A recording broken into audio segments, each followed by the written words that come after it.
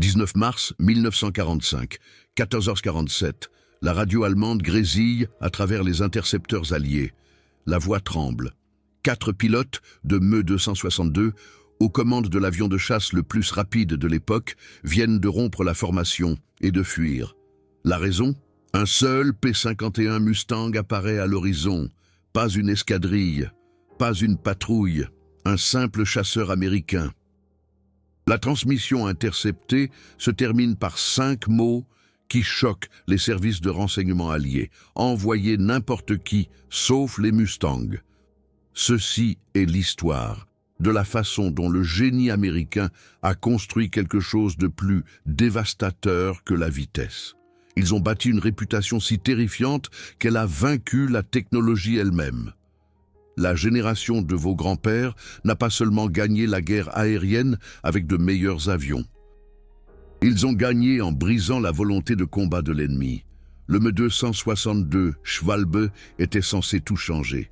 Mars 1944, centre d'essai Messerschmitt, en Bavière. Le jet hurle devant les observateurs de la Luftwaffe à 870 km/h. Pas d'hélice, pas de vibration, juste une vitesse brute, sans précédent. Le général Adolphe Galland, l'as de la chasse allemand avec 104 victoires, observe en silence. Il écrit plus tard dans son rapport classifié: « Cet avion rend obsolètes tous les chasseurs alliés. Nous pouvons distancer tout ce que l'Amérique construit. » Les chiffres étayèrent sa confiance. Le Me-262 croisait à 740 km/h. Le P-51 Mustang atteignait péniblement 695 km/h. Un bon jour. Dans une course en ligne droite, le jet allemand s'éloignait comme une voiture de sport qui distance un vélo. Hermann Göring, Reichsmarschall de la Luftwaffe, dit à Hitler lors d'un briefing de minuit le 2 avril 1944 : « Les Américains verront nos jets et désespéreront. Leurs Mustangs tomberont du ciel comme des feuilles d'automne. » Mais les équipages de bombardiers américains ont commencé à signaler quelque chose d'étrange à la fin de 1944. Les Me-262 approchaient, repéraient les escortes de Mustang et faisaient immédiatement demi-tour. Pas après un combat aérien. Pas après avoir testé les défenses américaines. Ils voyaient la silhouette distinctive d'un P-51 et les avions de chasse les plus rapides de la planète s'en allaient tout simplement. Le lieutenant Jacques Dubois, effectuant sa 47e mission d'escorte de bombardier le 8 novembre 1944, n'en croyait pas ses yeux. Il a communiqué par radio à son ailier à 15h22 : « Tu as vu ça ? 4 jets viennent de rompre le contact. Nous n'avons même pas tiré un seul coup. » Le rapport classifié de la Luftwaffe, qui a atterri sur le bureau de Galland le 12 novembre 1944, expliquait pourquoi. Mais l'explication révélait quelque chose de bien plus dévastateur qu'une retraite tactique. Les services de renseignement du Fighter Command ont découvert le rapport en mai 1945, enfoui dans un bunker à Berlin, alors que les forces soviétiques se rapprochaient. Le document, estampillé « Geheim Kommando Sache », affaire de commandement secrète. Il contenait 47 pages, analysant la menace du P-51 Mustang. La page 23 contenait un seul paragraphe qui a changé la façon dont les historiens comprenaient la guerre aérienne. Traduit de l'allemand, il est demandé aux pilotes de Me-262 d'éviter l'engagement avec les formations de P-51 à des altitudes inférieures à 7600 mètres. L'accélération du Mustang lors des attaques en piqué a entraîné des pertes de 73% des jets lors des combats à basse altitude. L'impact psychologique sur les pilotes survivants est sévère. Recommandation: la retraite est préférable à l'engagement. 73% de pertes. L'avion de chasse le plus rapide au monde, perdant près de 3 rencontres sur 4 avec un avion américain à hélice. Comment? La réponse résidait dans la physique, la tactique. Et quelque chose que les Allemands n'avaient jamais anticipé. Des pilotes américains qui comprenaient les faiblesses de leur ennemi mieux que l'ennemi lui-même.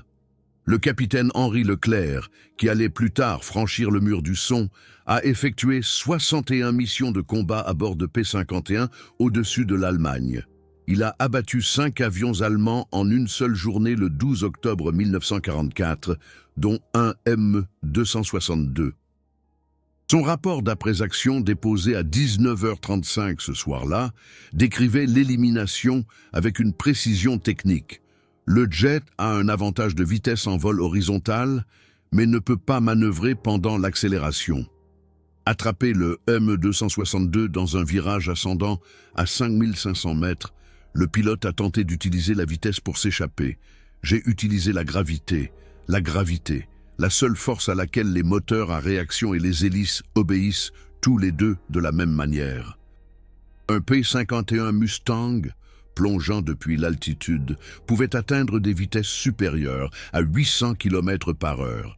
Le ME-262, conçu pour la vitesse horizontale, devenait lent et insensible lors des montées ou des virages rapides. Les pilotes américains ont appris à se positionner au-dessus des itinéraires de patrouille des jets, à attendre comme des faucons, puis à plonger. Le pilote allemand voyait le Mustang, mettait les gaz à fond et se lançait dans un virage ascendant pour gagner de la vitesse et de l'altitude. Ce virage ascendant a tué 73% d'entre eux. Le lieutenant Pierre Martin, de Marseille, a effectué sa 23e mission le 11 janvier 1945.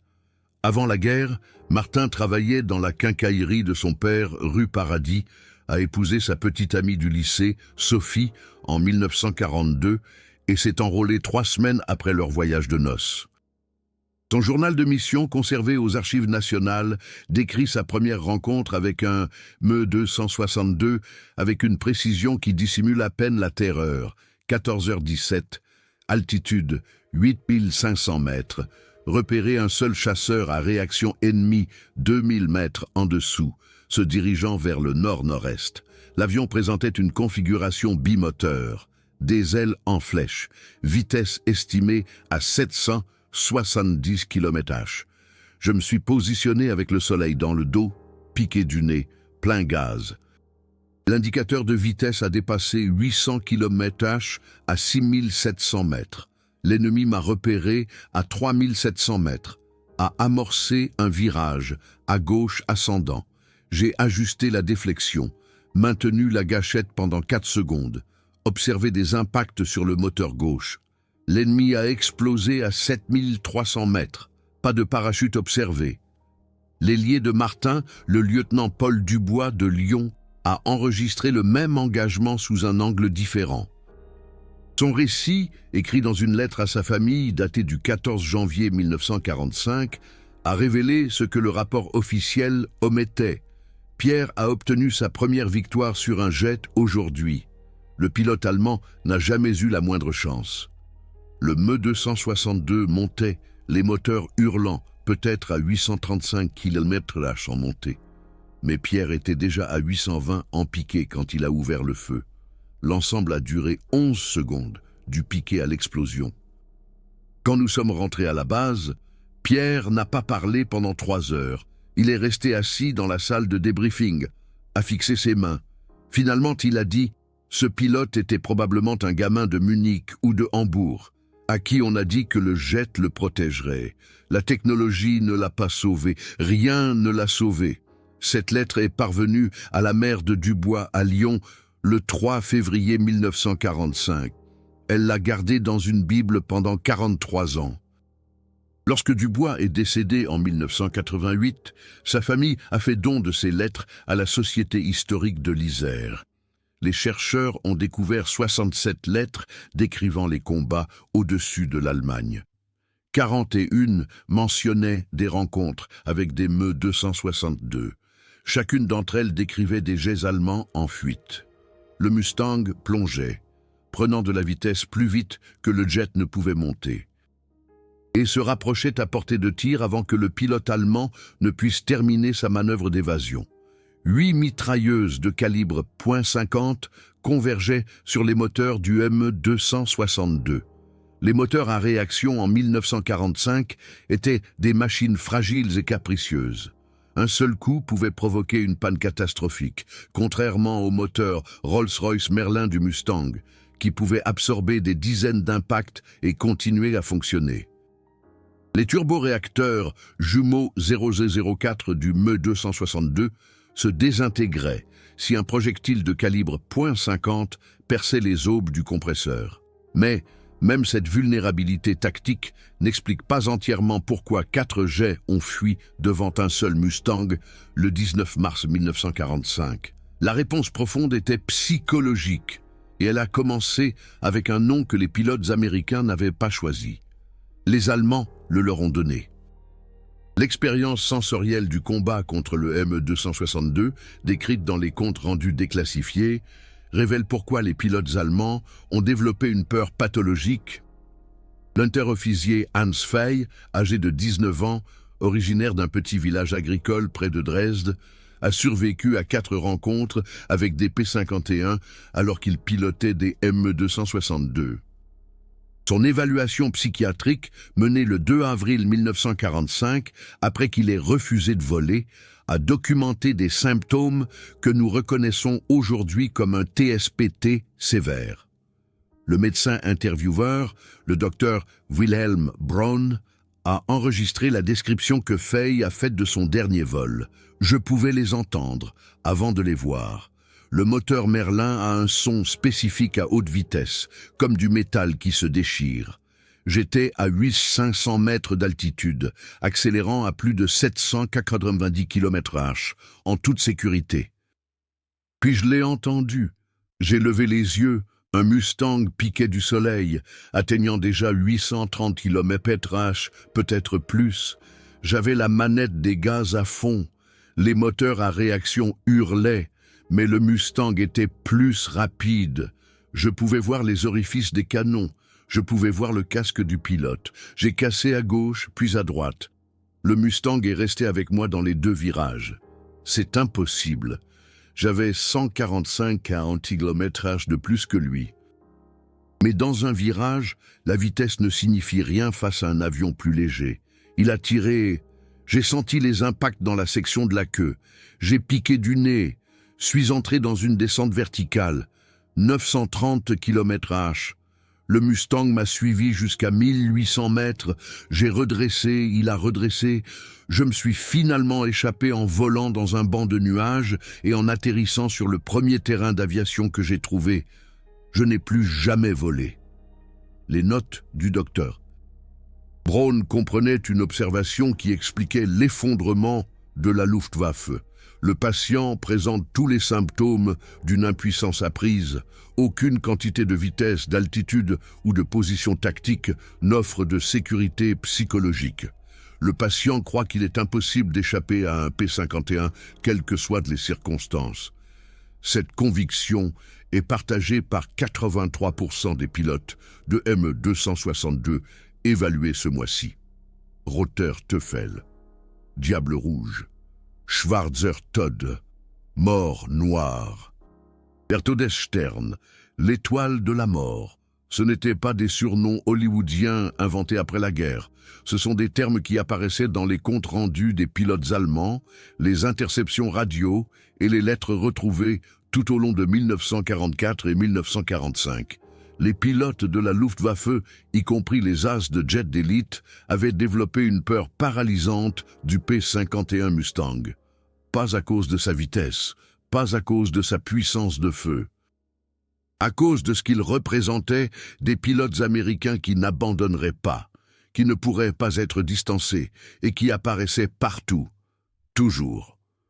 L'Oberleutnant Franz Stigler, un as de la Luftwaffe avec 28 victoires confirmées, a survécu à la guerre et a décrit sa première rencontre avec des Mustangs en Me-262 lors d'une interview en 1989.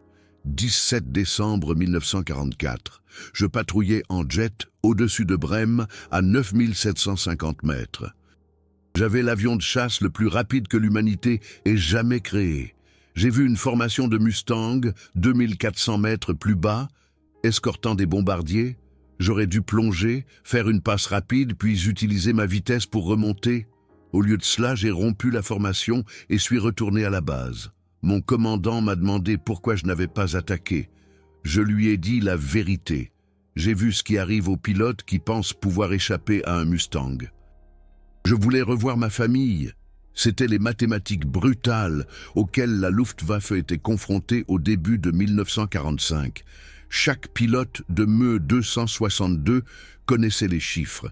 Les Américains produisaient 15 000 chasseurs par mois en mars 1945. Les Allemands, avec des usines bombardées et des réserves de carburant en chute libre, ont construit 1400 Me-262 au total pendant toute la guerre. Seuls 200 à 300 étaient opérationnels à un moment donné. Les pilotes de la Luftwaffe, pilotant l'avion de chasse le plus avancé au monde, savaient qu'ils étaient en infériorité numérique de 50 contre 1 face à un ennemi qui avait déjà détruit les meilleurs pilotes que l'Allemagne ait jamais formés. Les transcriptions radio capturées par les postes d'écoute alliés racontaient l'histoire en temps réel. Le 7 mars 1945, à 13h43, les intercepteurs britanniques ont enregistré une communication de la Luftwaffe que les analystes du renseignement ont signalée comme une preuve psychologique cruciale. La transmission entre un pilote de Me-262 et son contrôleur au sol a été traduite et classée top secret jusqu'en 1973. Pilote. Contact.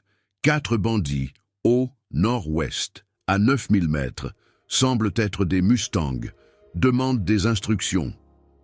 Contrôleur, engagé si l'avantage numérique existe. Pilote, négatif. Je répète, négatif. 4 Mustangs repérés signifie 40 de plus dans un rayon de 16 km. Vous le savez, nous le savons tous. Je retourne à la base. Contrôleur, vous engagerez ou ferez face à une cour martiale. Pilote, jugez-moi en cour martiale. Je serai vivant pour le procès. Engager des Mustangs en Me-262, c'est du suicide. Stigler nous l'a dit. Herget nous l'a dit. Tous ceux qui ont survécu nous l'ont dit. Je rentre à la maison, fin de la transmission. Ce pilote, identifié plus tard comme lieutenant Ernest Dubois, a atterri à l'aérodrome de Leipheim 22 minutes plus tard, a roulé jusqu'au hangar, a coupé ses moteurs et s'est rendu directement au bureau de son commandant pour faire face à une action disciplinaire. Le commandant, le major Theodor Weiss, un as avec 208 victoires, a dit à Dubois qu'il ne serait pas traduit en cour martiale. La raison, documentée dans le journal de Weiss. Je ne peux pas punir un pilote pour avoir refusé une mission suicide. Engager des formations de Mustang est devenu exactement cela. Nous avons perdu des connaissances institutionnelles. Nous avons perdu des pilotes vétérans. Nous avons perdu la volonté de combattre un ennemi qui nous suivra en enfer. Dubois a pris la bonne décision tactique. J'aurais fait la même chose. Cet aveu d'un major de la Luftwaffe avec 208 victoires, documenté dans les archives officielles 3 mois avant la capitulation de l'Allemagne, prouve que la dévastation psychologique était complète. Le P-51 n'avait pas seulement gagné la supériorité aérienne, il avait convaincu les meilleurs pilotes ennemis que se défendre était inutile. Le point de rupture psychologique est survenu le 3 mars 1945 lors de l'opération Clarion, la US. 8 Air Force a lancé 1300 bombardiers lourds contre des cibles de transport allemandes, escortés par 850 chasseurs. Parmi ces chasseurs, 670 étaient des P-51 Mustang. Le commandement de la Luftwaffe a envoyé tous les Me-262 disponibles, environ 37 jets. La bataille a duré 47 minutes. 15 Me-262 ont été détruits. 2 P-51 ont été perdus. Mais le rapport de mission déposé par le Jagdverband 44, une unité de jets d'élite commandée par Adolphe Galland lui-même, a révélé quelque chose de plus dévastateur que le rapport de perte. À 11h18, Galland a contacté ses pilotes par radio avec un ordre sans précédent dans l'histoire de la Luftwaffe. Tous les avions rompaient le contact et retournaient à la base. Ne poursuivez pas, n'engagez pas. Les chasseurs américains ont la supériorité numérique et positionnelle.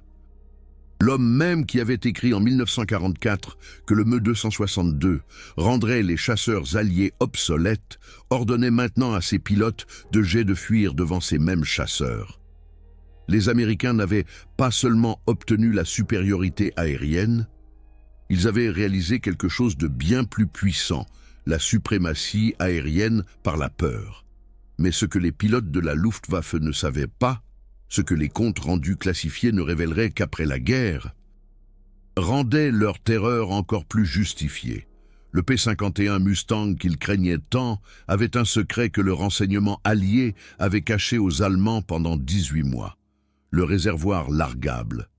Pas les réservoirs de carburant externes en eux-mêmes que les Allemands connaissaient, mais ce que ces réservoirs représentaient, une révolution dans la guerre aérienne stratégique qui a anéanti toutes les suppositions que la Luftwaffe avait faites sur le rayon d'action des chasseurs. Avant 1943, la sagesse conventionnelle soutenait que les escortes de chasseurs à longue portée étaient impossibles. Les chasseurs avaient besoin de carburant interne pour les manœuvres de combat. Les réservoirs externes ajoutaient du poids et de la traînée, rendant l'appareil vulnérable. Par conséquent, les bombardiers au-delà de 640 km de leur base volaient sans escorte. Les Allemands ont bâti toute leur stratégie de défense aérienne autour de cette loi immuable de la physique. Puis, le 1er décembre 1943, des P-51 Mustang avec des réservoirs largables de 400 litres ont escorté des bombardiers à 1050 km à l'intérieur de l'Allemagne, ont combattu des intercepteurs de la Luftwaffe au-dessus de la cible et sont rentrés chez eux. Les contrôleurs de chasse allemands ont supposé que les pilotes américains étaient en mission suicide, ayant brûlé trop de carburant pour pouvoir revenir. Mais chaque Mustang est rentré en Angleterre, sans exception. En mars 1945, les P-51 équipés de 2 réservoirs largables de 416 litres pouvaient parcourir 2655 km. Ils pouvaient escorter des bombardiers jusqu'à Berlin, Prague, Munich, n'importe où dans le Reich qui rétrécissait rapidement, et avaient encore du carburant pour 30 minutes de combat. Un pilote de la Luftwaffe décollant d'une base en Bavière pouvait être intercepté par un Mustang qui avait volé depuis l'Angleterre, combattu au-dessus de Hambourg, escorté des bombardiers jusqu'à Dresde et avait encore assez de carburant pour le pourchasser jusqu'au sol. Il n'y avait nulle part où se cacher, nulle part où fuir. Le chasseur le plus rapide de la Terre ne pouvait pas distancer sa consommation de carburant. Mais le Mustang pouvait vous pourchasser jusqu'à ce que vos moteurs à réaction s'éteignent par manque de carburant. Le major Guillaume Herget, un as allemand des jets avec 14 victoires sur des Me-262 contre des avions alliés, a écrit une lettre à sa femme le 15 mars 1945. La lettre a été interceptée par la résistance française et transmise aux renseignements alliés le 28 mars. Voici le texte. Traduit. Les pilotes de Mustang sont devenus des fantômes dans nos cauchemars. Nous les voyons en altitude quand nous décollons. Nous les voyons quand nous revenons de mission. Nous les voyons dans nos viseurs. Et puis, nous les voyons derrière nous, inconcevablement rapides, inconcevablement proches.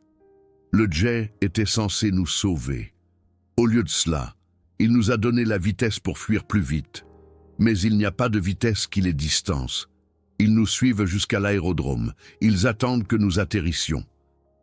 J'ai le chasseur le plus rapide jamais construit, et je suis chassé comme une proie.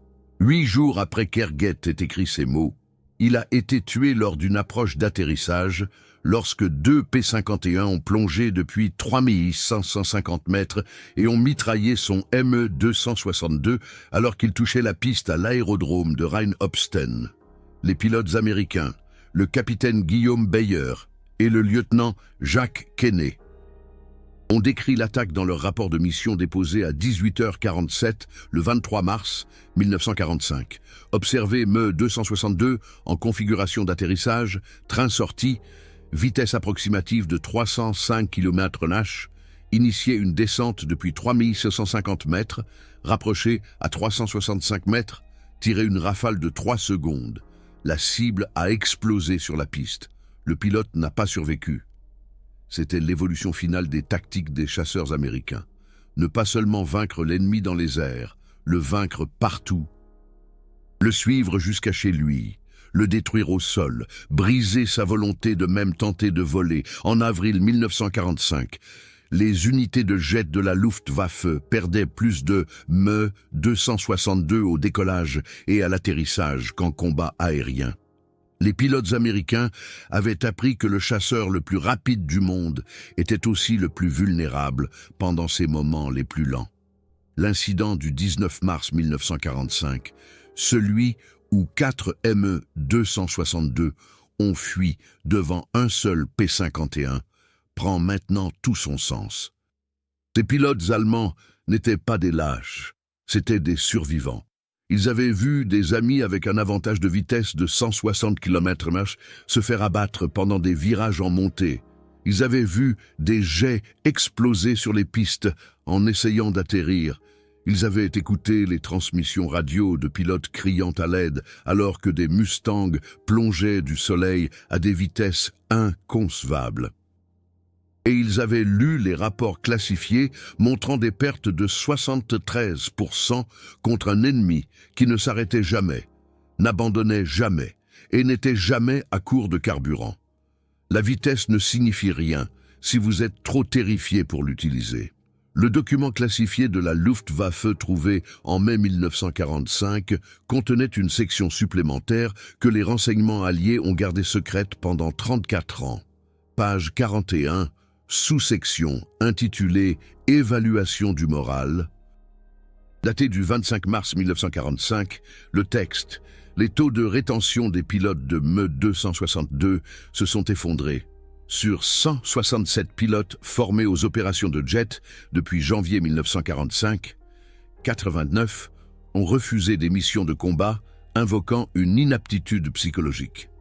Les évaluations médicales confirment une anxiété sévère, une fatigue de combat et un état d'esprit fataliste.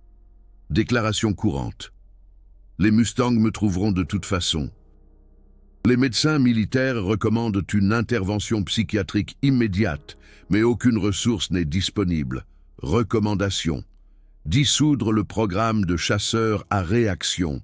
Réaffecter les pilotes à des tâches au sol.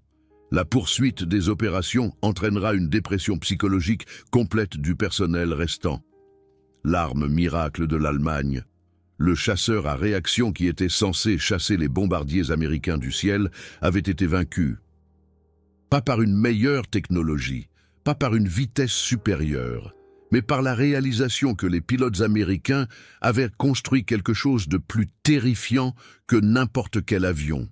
Une réputation de victoire implacable, inéluctable, inévitable. Le P-51 Mustang n'était pas juste un avion de chasse. C'était une guerre psychologique enveloppée d'aluminium et propulsée par un moteur Rolls-Royce Merlin. Les chiffres de production racontent le chapitre final de cette histoire. De 1943 à 1945, les usines américaines ont construit 15 586 P-51 Mustang. L'Amérique profonde, les ouvriers des petites villes, dont beaucoup de femmes qui n'avaient jamais vu une chaîne de montage avant Pearl Harbor, ont construit en moyenne 534 Mustangs par mois pendant 29 mois consécutifs. Gisèle la riveteuse n'a pas seulement construit des avions. Elle a construit une armada que l'Allemagne ne pouvait pas égaler, ne pouvait pas fuir et finalement ne pouvait pas psychologiquement survivre. L'histoire humaine derrière ces chiffres mérite son propre chapitre. L'usine North American Aviation d'Inglewood, en Californie, employait 42 000 personnes au plus fort de la production en 1944. Parmi celles-ci, 31 000 étaient des femmes. Dorothée Meunier, 24 ans, originaire de Besançon, a déménagé à Inglewood en juin 1943 après que son mari ait été déployé dans le Pacifique avec les Marines. Elle travaillait en équipe de relève, de 16h à minuit, installant des systèmes hydrauliques dans les ailes des P-51. Son journal, donné au Smithsonian en 1994, documentait la fierté et la pression de construire des chasseurs. 18 juin 1943, installer des systèmes hydrauliques dans 14 avions aujourd'hui. Le contremaître a dit que chaque avion que je termine pourrait sauver 10 équipages de bombardiers. Cela fait 140 hommes qui pourraient rentrer chez eux parce que je n'ai pas fait d'erreur. Mes mains tremblent quand j'y pense.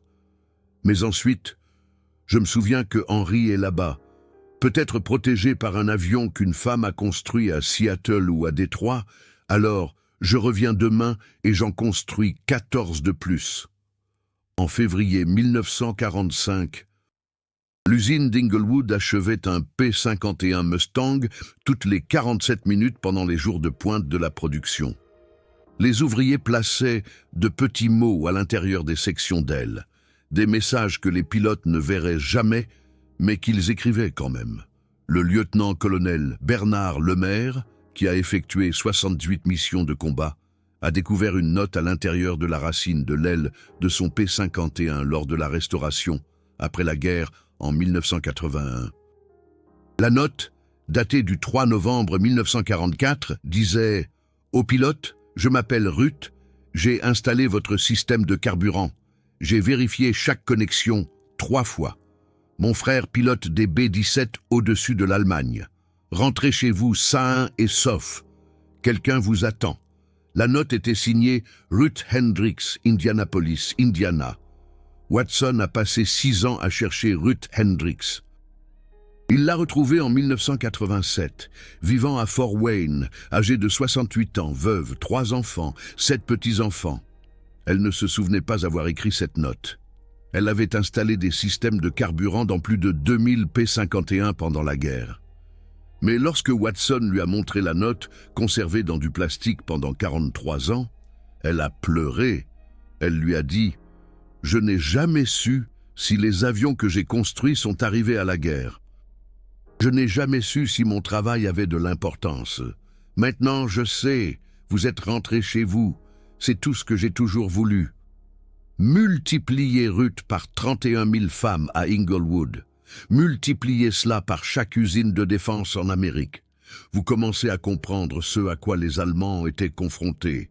Pas seulement de meilleures tactiques, pas seulement de meilleurs pilotes. Une nation entière, des petites villes de l'Iowa aux usines de Californie dédiées à la construction d'une force inarrêtable. L'arsenal de la démocratie n'était pas une métaphore. C'était Ruth Hendricks vérifiant 3 fois les connexions de carburant à minuit parce que le frère de quelqu'un volait au-dessus de l'Allemagne. L'Allemagne a construit 1430 Me-262 au total. Au plus fort de la production en mars 1945, les usines allemandes ont achevé 60 jets. Ce même mois, les usines américaines ont achevé 755 P-51. L'arsenal de la démocratie n'était pas un slogan. C'était une inévitabilité mathématique qui s'est transformée en une arme psychologique. Chaque pilote de la Luftwaffe savait qu'il était confronté à un ennemi qui remplacerait les pertes plus vite que l'Allemagne ne pourrait les infliger. La guerre en Europe a pris fin le 8 mai 1945. Lorsque les forces soviétiques et américaines ont capturé les aérodromes de la Luftwaffe, elles ont trouvé 67 Me-262 intacts, cachés dans les forêts, recouverts de filets de camouflage. Les jets avaient du carburant, ils avaient des munitions, ils avaient des pilotes formés disponibles, mais les commandants d'escadron avaient refusé d'autoriser les vols. Les interrogatoires d'après-guerre ont révélé pourquoi. Oberst Johannes Steinhoff, commandant du Jagdverband 44, a déclaré à ses interrogateurs américains le 15 mai 1945 « Il n'y avait aucun intérêt. Les Mustangs étaient les maîtres du ciel. Nous avions le chasseur le plus rapide jamais construit, et nous avions terreur de le piloter. C'est la génération qui a sauvé le monde. Pas avec les avions les plus rapides, pas avec la technologie la plus avancée. » avec l'ingéniosité, le courage et une base industrielle qui a transformé les petites villes d'Amérique en l'arsenal de la démocratie. Votre grand-père, votre grand-mère, le voisin qui n'a jamais parlé de la guerre, ils ont construit ses ailes, ils ont effectué ses missions, ils ont créé une légende si puissante qu'elle a vaincu la volonté de combat d'un ennemi. Le P-51 Mustang est maintenant dans les musées. Mais la leçon qu'il a enseignée résonne dans tous les conflits depuis 1945. La technologie ne signifie rien sans la compétence pour l'utiliser, le courage d'affronter le danger, et la puissance industrielle pour construire une force inarrêtable. Les Allemands avaient des jets, l'Amérique avait des Mustangs, et les pilotes qui ont fait que l'ennemi avait peur de les piloter. Votre liberté vole sur ses ailes, n'oubliez jamais le prix qu'ils ont payé. N'oubliez jamais qui l'a construit. N'oubliez jamais la génération qui a transformé la peur en une arme plus puissante que la vitesse elle-même. Vous venez de découvrir la guerre psychologique classifiée qui a gagné la guerre aérienne. Ce ne sont pas des statistiques poussiéreuses provenant d'archives oubliées. Ce sont de vraies transmissions radio interceptées, des rapports déclassifiés de la Luftwaffe estampillés « Secret Command Matter » et des lettres de pilotes allemands admettant qu'ils étaient trop terrifiés pour se battre. C'est l'histoire que la génération de vos grands-parents a vécue, mais dont elle a rarement parlé. La vérité a été enfouie dans des dossiers classifiés pendant 34 ans parce qu'elle révélait quelque chose de malaise. Nous n'avons pas seulement vaincu l'ennemi au combat. Nous avons brisé leurs esprits.